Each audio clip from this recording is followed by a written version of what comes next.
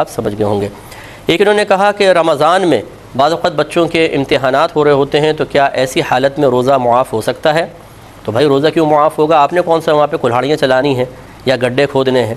زیادہ سے زیادہ یہ پھرے ماریں گے اور کارتوس چلائیں گے، یہی ہو رہا ہے آج کل ہمارے پاکستان میں۔ تو بہرحال یہ کوئی مشقت والا کام نہیں ہوتا، پنکھے چل رہے ہوتے ہیں، آپ سائے میں بیٹھے ہوتے ہیں، اس میں روزہ قضا کرنا بالکل حرام اور گناہ کبیرہ ہے۔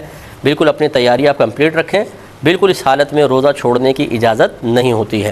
باقی یہ کہ خود تیاری نہیں ہوتی ہے طالب علموں کی، وہ سارا سال اپنی آوارہ گردیوں میں لگاتے ہیں، آخری 3-4 مہینے کے لیے سوچتے ہیں کہ ہم تیاری کر لیں گے، ساری کتابوں کا بوجھ ہوتا ہے، یہ ٹینشن ان کو ذرا خشک کر دیتا ہے، اور فیل ہونے کا خوف اور پھر گھر والوں کے طعنوں کا خوف، یہ مل کر ایگزامینیشن ہال میں بھی ان کی سانسیں بند کرتے ہیں اور حلق خشک ہو جاتے ہیں۔ تو یہ اصل میں روزے کی وجہ سے نہیں، ان کی نامعقول حرکات کی وجہ سے ہوتا ہے۔ جن طالب علموں نے پورے سال اچھی طریقے سے پڑھا ہوتا ہے، تیاری کی ہوتی ہے، وہ بالکل فریش بیٹھے ہوتے ہیں، چاہے رمضان ہو چاہے غیر رمضان۔ اس لیے رمضان کو دوش دینا، رمضان کو اوپر الزام لگانا یا روزوں کو معاذ اللہ کوسنا شروع کر دینا، یہ بالکل غلط ہے۔ اپنی حرکات کو صحیح کرنا چاہیے۔ ایسی حالت میں بہرحال روزہ چھوڑنے کی بالکل اجازت نہیں ہوگی۔ یہ کوئی ایسا مشقت والا کام نہیں کہ روزہ چھوڑنے کی اجازت دی جائے۔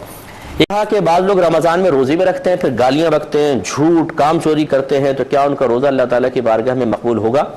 دیکھیں ظاہر یہی ہے کہ یہ مقبول نہیں ہوگا۔ روزہ ہو جائے گا، فرضیت ادا ہو جائے گی، لیکن اللہ کی بارگاہ سے یہ روزہ مقبولیت کا پروانہ حاصل نہیں کر سکتا، کیونکہ رحمت کونین صلی اللہ علیہ وسلم نے ارشاد فرمایا کہ جو روزہ رکھے اور گالی گلوچ کرنا، جھگڑا کرنا اور برے کام کرنا نہ چھوڑے تو اللہ تبارک و تعالیٰ کو اس کے روزے کی کوئی حاجت نہیں۔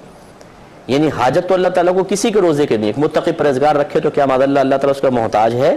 ایسا نہیں ہے، لیکن سمجھانا یہی مقصود ہے کہ اظہار ناراضگی کرنا مقصود ہے کہ اللہ تعالیٰ سے ناراض ہوتا ہے کہ روزہ رکھیں اور ایسے کام ساتھ ساتھ کرتے رہیں جو روزے کی نورانیت کو بالکل ختم کر دے۔ تو اگر کوئی اس طرح روزہ رکھ کر کام کرتا رہے گا الٹے سیدھے، تو وہ خود محسوس کرے گا کہ نہ روحانیت ہے نہ نورانیت ہے، ایک رسم پوری ہو رہی ہے، کھوکھلا پنسا ہے، کوئی طبیعت میں تبدیلی نہیں ہو رہی، کوئی تقویٰ نہیں ہے، کوئی پرہیزگاری حاصل نہیں ہو رہی، تو پھر اس روزے کا گویا کہ کوئی فائدہ نہیں۔ وہ ایک ایسا ڈھانچہ ہے جس کے اندر کچھ بھی موجود نہیں ہے، تو پھر فائدہ نہیں ایسے روزے کا۔ لیکن میں یہ نہیں کہوں گا کہ روزہ رکھے ہی نہیں، روزہ تو رکھنا پڑے گا فرضیت ادا کرنے کے لیے، لیکن روزہ رکھ کر اچھی طریقے سے جیسے تقاضائے شریعت ہے ویسے روزے کو پورا کریں۔ یہ کہتی ہیں